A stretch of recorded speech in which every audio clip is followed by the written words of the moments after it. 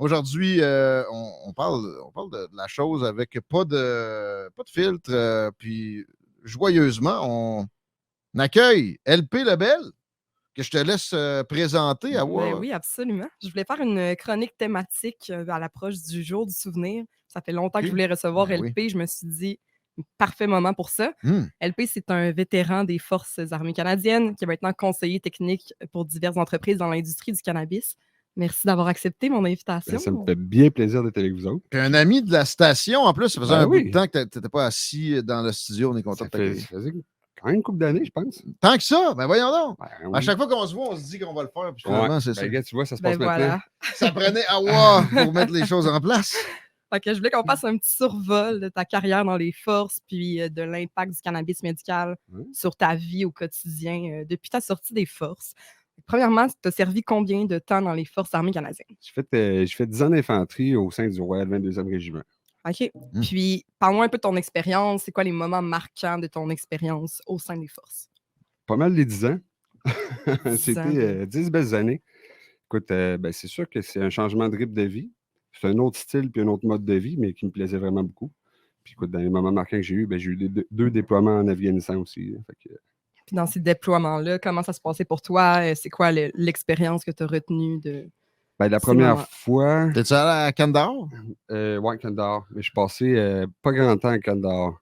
Ben, J'étais un petit peu plus heureusement. loin dans le secteur de Panjwai. OK, ouais. C'est un petit peu plus chaud que Kandahar. Ah, c'est ça. Ouais. Ouais, Fait que exact. j'étais vraiment à Masumgar, là. C'est le point central du district de Panjwai, là. OK. Fait que j'ai fait ma première mission là-bas en tant que force de protection pour une équipe de reconstruction, là. On faisait beaucoup de mapping, puis on se promenait à travers les villages pour voir comment que les gens étaient installés, puis c'était quoi les besoins des villages. Les rounds, ça, c'est des rounds les plus intenses que l'armée canadienne a vécu Ouais. dans toute sa présence en Afghanistan. Oui, exactement. C'est pas mal ce coin-là qui était le plus hot, là. T'es allé à la guerre, là. Ouais, la vraie, là. Tu sais, j'ai des chums qui sont allés à Kaboul. Ouais. Tu sais, quand je leur dis ça, t'es allé à la guerre, ils m'ont repris, là. Ah ouais. Non. Les gars qui sont allés non, moi, le c'était la sud. guerre, là. Moi, je t'ai dit, première mission, là, je t'ai dit, je pense que ça a tiré 200 jours en ligne. OK. Autour de nous, là. Oh, Pas oui. juste nous autres. Il y avait des tirs autour, toujours. T'es souvent dehors, puis t'entends, mais T'entends ouais, ça? c'est ça. Tous les jours. C'est comme pas une exception. Comment ça là. s'est passé, ta sortie des forces? Ça a été plus difficile un petit peu. C'est un gros deuil, hein. Puis surtout quand tu pars, puis c'est pas parce que t'aimes pas ton métier, mais c'est parce que ça va pas bien dans ta tête. Fait que t'as un deuil de faire comme d'une deuxième famille. Fait que ça a été le gros morceau pour moi là, de ma sortie des forces. C'est quoi les conséquences que tu as pu remarquer sur ta vie quotidienne par la suite? Ben écoute, au départ, je faisais beaucoup de dépression. J'étais très dépressif. J'avais de la misère à comprendre un petit peu c'était quoi le but de la vie, là, avoir eu autant d'excitation que ça avec l'adrénaline puis le combat. Quand tu reviens puis tu fais des sports qui sont plus extrêmes puis que tu n'as pas tellement de plaisir, ben, ça s'est demandé. C'est pas assez, là. Ouais, Du bungee, du parachute, de pourquoi? l'escalade. Pourquoi c'est passé? C'est quoi qui s'est passé? Il y a eu quelque chose avec l'adrénaline que Ouais. tu peux plus retrouver. Puis tu veux pas nécessairement non plus retrouver. Ben, là, dans le fond, tu sais. j'ai un ancien psychologue qui m'a expliqué que c'était un petit peu comme une caisse de son que j'ai défoncée. Fait que je peux plus écouter le son dans le fond. OK. Fait que l'adrénaline, je ne la retrouverai jamais comme j'ai déjà retrouvé. Comparaison Peut-être une fois dans ma intéressante. vie, puis ça va être la dernière. Là, tu sais.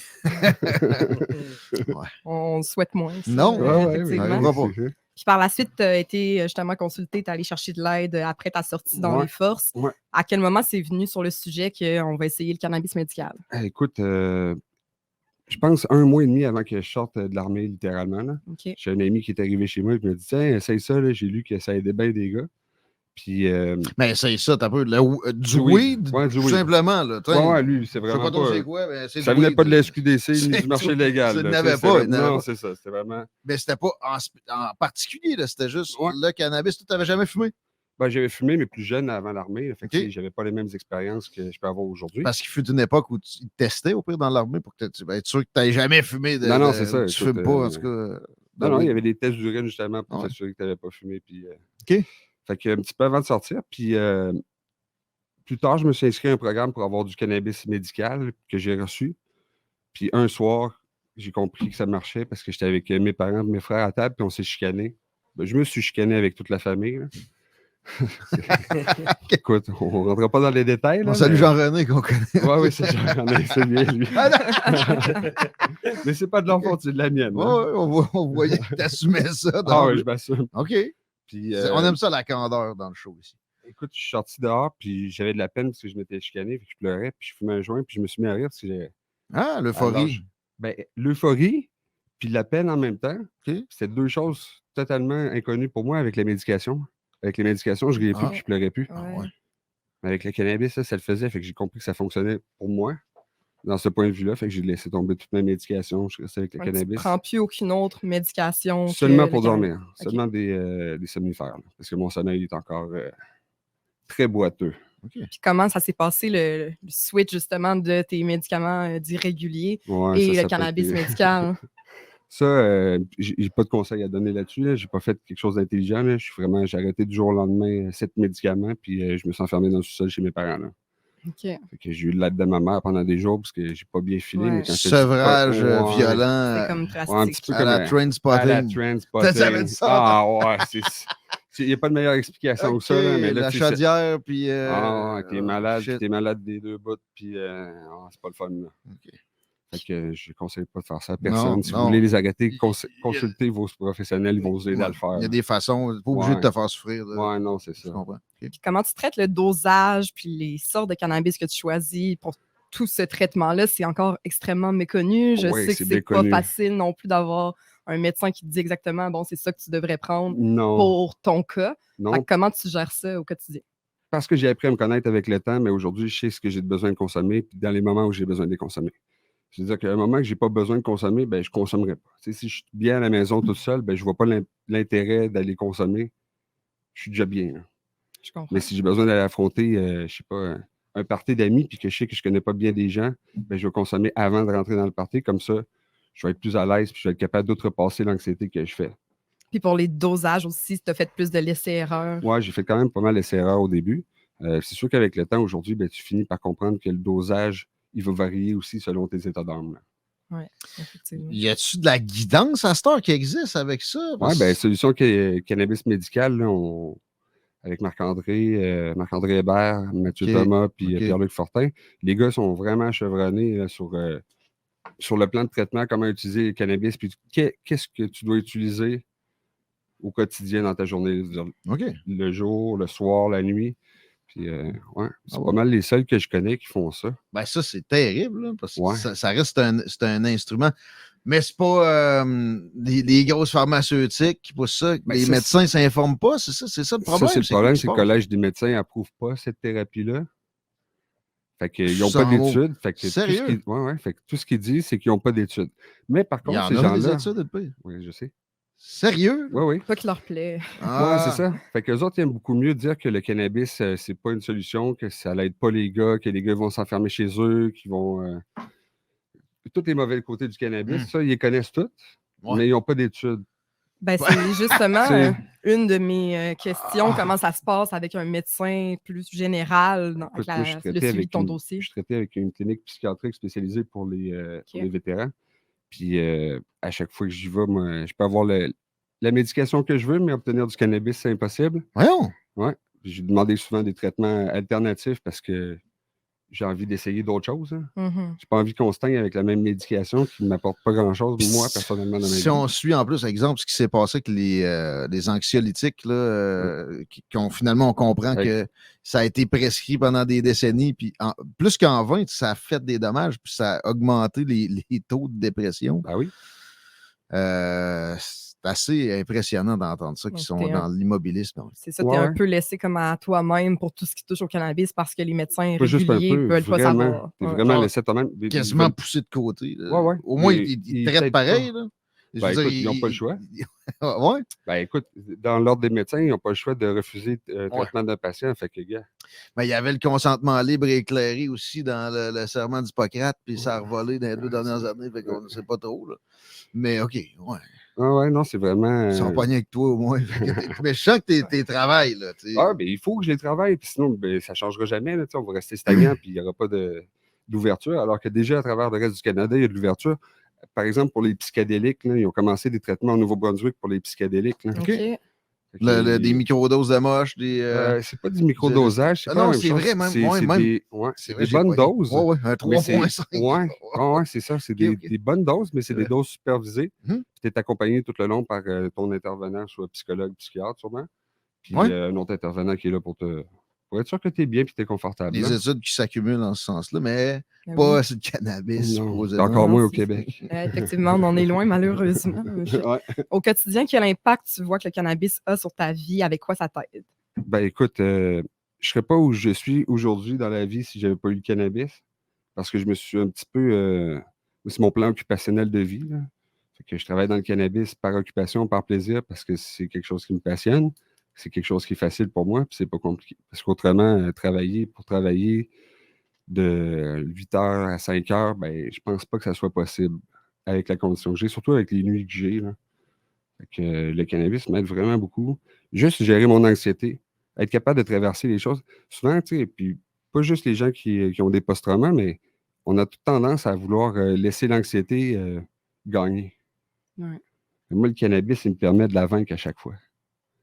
Puis ça, ben, c'est pas plus grave que ça, c'est de l'anxiété. Puis écoute, une fois que ça va être passé, je vais être au même stade que si je n'avais pas décidé de la passer. Fait que ça m'aide vraiment beaucoup. C'est intéressant, vraiment. Si tu me parles de l'offre de produits à laquelle tu as accès versus ce que les consommateurs récréatifs peuvent connaître, ça ressemble à quoi? Écoute, on va parler du marché québécois. Là. C'est carrément 2 catalogues différents. Là. Moi, j'ai pas accès à avoir de la betterave infusée. Puis des brocolis infusés, là. C'est quoi l'autre affaire? Oui, les super comestibles qu'on a à la SQDC. Ouais. Betterave, chou-fleur. Ouais. C'est quoi l'autre? Des coréodates. Oui. Ouais, ça, c'est pas mal ce qui est disponible. Non, moi, j'ai accès aux gummies, j'ai des jujubes, j'ai accès à tout ce qui est vaporisation. Avec la Poste, avec Post Canada. Avec Post Canada, FedEx ou... Une journée de consommation dans ta vie, ça ressemble à quoi? Ça va dépendre. Mais en moyenne, ça va être souvent en après-midi, puis le soir, sur mes activités. Parce que j'ai besoin de bouger un petit peu plus. Hein. Les quantités que tu prends, ça ressemble à quoi dans une journée? Et ça va varier parce que là, je peux prendre des gros dosages. Si je me mets à ingérer, là, je peux prendre du 9 grammes par jour. Là. Okay. C'est de l'ingestion, ouais. Mais moi, je peux pas jauger, j'ai jamais vraiment fait ça. Puis c'est surtout que le cannabis, c'est que tu fais une grosse accoutumance super rapidement. Fait que les effets néfastes, tu sais, que le monde veut quand tu fumes récréativement, là, perdre l'esprit, trouver ça drôle. Ben, moi, je les veux pas. Moi, je vais être fonctionnel. Fait que, en prenant des grosses doses comme ça, ben, tu finis par être fonctionnel super rapidement. Fait que, tu t'habitues, dans le fond, autrement dit. Ouais. OK. Puis pour ton choix des strains que tu vas consommer, à quel moment de la journée? C'est sûr que moi, je suis un gros fervent des sativas durant la journée, donc des cannabis qui vont vraiment moins t'endormir, moins intrusifs dans ton esprit, donc te permettre d'être fonctionnel dans ta journée. Les hybrides un petit peu plus intrusifs le soir, puis les indicas avant de me coucher, là, où est-ce que j'ai juste plus envie de penser puis de réfléchir. Là. Fait que je vais opter pour ce type de cannabis-là. Là. Très intéressant. Je veux qu'on termine avec quelques petits conseils pour des vétérans qui pourraient être à l'écoute présentement. Si tu avais un conseil à donner, puis quelqu'un qui est intéressé à commencer avec le cannabis médical à sa sortie des forces, par exemple, ce serait quoi? Allez chez Solutions Cannabis Médical. Le cannabis peut faire un gros changement pour vous, mais pas nécessairement aussi. J'ai des amis qui ont vécu l'enfer aussi avec le cannabis. Fait que c'est pas fait pour tout le monde. C'est justement à être encadré que c'est là que c'est important d'être encadré. Là. Faut pas que les gars soient laissés à eux-mêmes et qu'ils ne comprennent pas ce qui se passe. Ah ouais, m'a déjà expliqué qu'il y a des récepteurs au cannabis chez l'humain, mais ça varie d'un individu à l'autre. Comment il y en a, puis comment ils fonctionnent. Je vais prendre l'exemple un petit peu avec l'alcool. On ne réagit tous pas de la même façon totalement avec l'alcool. Il y a des gens qui vont prendre la même quantité que toi. Toi, tu as du fun, puis lui, il n'y a pas tant de pantoute. Là, fait que, mais c'est ça. Vu que tu sais, on s'en sert comme un médicament, c'est vraiment important d'aller chercher une compagnie qui va faire un suivi avec vous. Comme ça, si vous avez des questions, si vous avez quoi que ce soit qui vous inquiète par rapport à votre consommation, par rapport à la consommation tout court, rejoignez-les, puis... Ne pas être laissé à soi-même, dans le fond, comme malheureusement comme les gens pensent que... Oui, c'est ça, exactement. Ben, bravo de t'arranger pour te redonner au suivant puis que ça arrive le moins possible. Puis là, il faut qu'il y ait plus de ressources. Je comprends qu'il y en manque. Au moins, il y en a. Répète-nous le nom encore, s'il te plaît. Solutions Cannabis Médical. Je te recommande d'aller. C'est pas mal un monopole pour l'instant. Mais... Il y a beaucoup d'autres cliniques, là, mais c'est la seule clinique que je connais qui donne des suivis après. Là. Si vous appelez à la clinique, là, les gars ils sont là pour faire des suivis. Il y a C'est ça qui quelqu'un manque ouais. le plus, honnêtement, pour avoir justement une prescription de cannabis médical aussi. Mhm. Quand j'ai obtenu ma prescription directement, Ouais. on me pose pas plus de questions que Ouais, ça. ouais. On me dit, OK, on te conseille du CBD dans le jour, du THC le soir, That's that's it, it, that's all. Puis je pense à quelqu'un qui s'y connaît pas. Tu sais, moi, j'ai fait mes propres recherches. toi. Tu sais, je travaille dans C'est de la l'industrie. fait cannabis que queen. tu sais, je Ça m'informe va. par moi-même. Mais je veux dire, la plupart des gens, ça peut être vraiment mélangeant au début. Tu sais pas par où commencer. Les dosages, c'est vraiment des concepts qui sont pas si faciles que ça. Mhm. Ça va très loin. Puis, tu sais, même nous, on en apprend tous les jours encore sur le cannabis. Quelqu'un qui se connaît pas du tout, tu peux vraiment rapidement te sentir perdu là-dedans et pas D'ailleurs- avoir une bonne expérience. D'ailleurs, tu vois, avec Solutions Cannabis Médical, de plus en plus de médecins réfèrent des patients chez nous parce qu'ils n'ont pas l'expertise puis ils savent que nous, on a Ok. l'expertise de le faire. Là. Ouais. OK, t'es là, toi, carrément. Là. Ben, moi, je suis là en support aux vétérans. là. Ok, C'est-à-dire ok. que c'est des vétérans T'aides. qui. Ouais, s'il y a Ok. quelqu'un qui est en difficulté, qui a besoin de discuter ou qui a besoin d'être accompagné pour le cheminement de tout ça, je suis là pour ça. Je veux pas dénigrer les autres, là, tu sais, c'était pas au menu, mais pareil, tu sais, les compagnies que tu me dis qui donnent ta prescription, ils te donnent un mini conseil.